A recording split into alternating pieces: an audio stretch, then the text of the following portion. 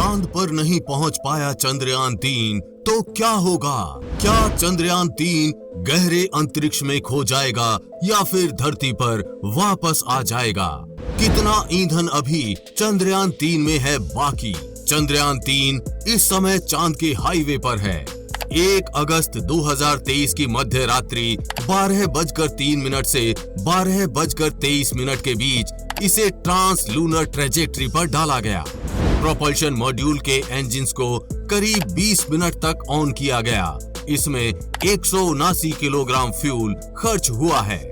अब तक धरती के 5 ऑर्बिट मैन्यूवर यानी 5 चक्करों में करीब 500 से 600 किलोग्राम फ्यूल खर्च हुआ है, जबकि लॉन्च के समय प्रोपल्शन मॉड्यूल में करीब 1696.39 किलोग्राम फ्यूल भरा गया था, यानी अभी 1100 से 1200 किलोग्राम फ्यूल बचा हुआ है।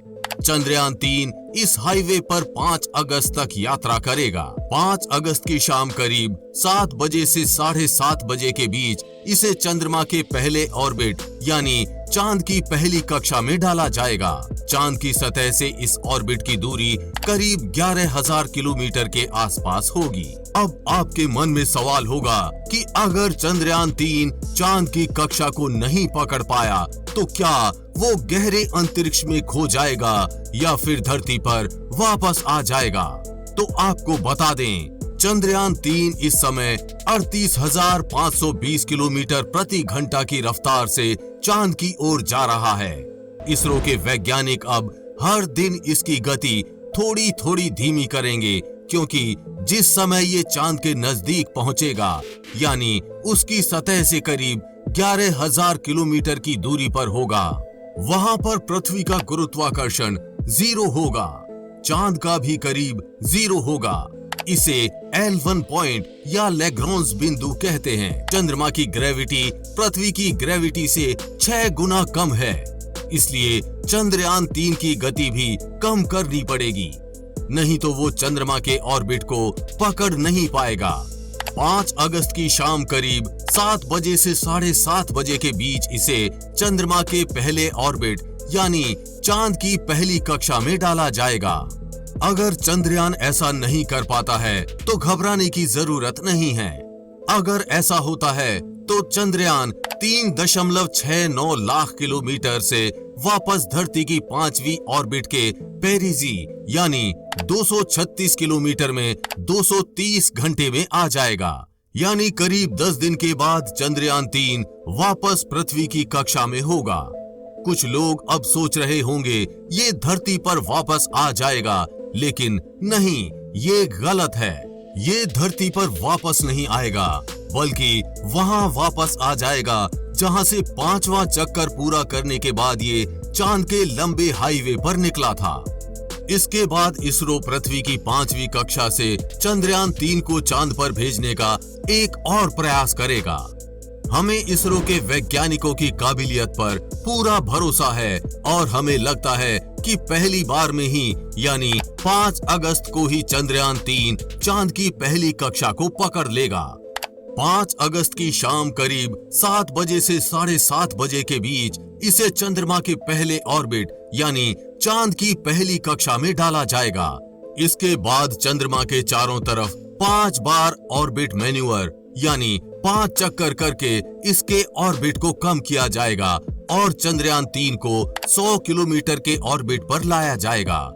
6 अगस्त को दूसरी कक्षा, 9 अगस्त को तीसरी कक्षा, 14 अगस्त को चौथी कक्षा और 16 अगस्त को 5वीं कक्षा या 5वीं ऑर्बिट मैन्यूवरिंग होगी। 17 अगस्त को चंद्रयान-3 के प्रोपल्शन मॉड्यूल और लैंडर मॉड्यूल अलग होंगे। अलग होने से पहले दोनों मॉड्यूल चंद्रमा के चारों तरफ 100 गुना 100 किलोमीटर की दूरी वाले ऑर्बिट में चक्कर लगाएंगे। 18 अगस्त 2023 को शुरू होगी डी ऑर्बिटिंग और डी बूस्टिंग। डी ऑर्बिटिंग यानी जिस दिशा में चंद्रयान-3 चक्कर लगा रहा था उसके विपरीत दिशा में घूमना। डी बूस्टिंग यानी गति को कम करना। फिर लैंडर मॉड्यूल की गति को कम किया जाएगा। अभी तक चंद्रयान-3 के इंटीग्रेटेड मॉड्यूल का मुंह चांद की ओर था, जल्द ही इसे घुमाया जाएगा ताकि डी ऑर्बिटिंग या डी बूस्टिंग करते समय चंद्रयान 3 को दिक्कत ना हो। उसे 180 डिग्री का घुमाव देकर उल्टी दिशा में घुमाएंगे ताकि उसकी गति कम हो सके। इस ऑर्बिट से चांद की तरफ जाने के लिए गति को 2.38 किलोमीटर प्रति सेकंड से कम करके 1 किलोमीटर प्रति सेकंड किया जाएगा। दूसरी डी ऑर्बिटिंग 20 अगस्त को की जाएगी। तब चंद्रयान 3 के लैंडर को 100 गुणा 30 किलोमीटर के लूनर ऑर्बिट में डाला जाएगा। 5 अगस्त से लेकर 23 अगस्त तक चंद्रयान 3 की गति को लगातार कम किया जाएगा। चंद्रमा की ग्रेविटी के हिसाब से फिलहाल चंद्रयान 3 की गति बहुत ज्यादा है। इसे कम करके 1 किलोमीटर प्रति सेकंड पर लाना होगा, यानी 3600 किलोमीटर प्रति घंटा की रफ्तार। इस गति पर ही चंद्रयान 3 चंद्रमा के ऑर्बिट को पकड़ेगा। इसके बाद 23 अगस्त की शाम 5:47 पर चंद्रयान 3 का लैंडर चांद की उस सतह पर उतरेगा। इसे धीरे धीरे चांद के दक्षिणी ध्रुव पर लैंड कराया जाएगा।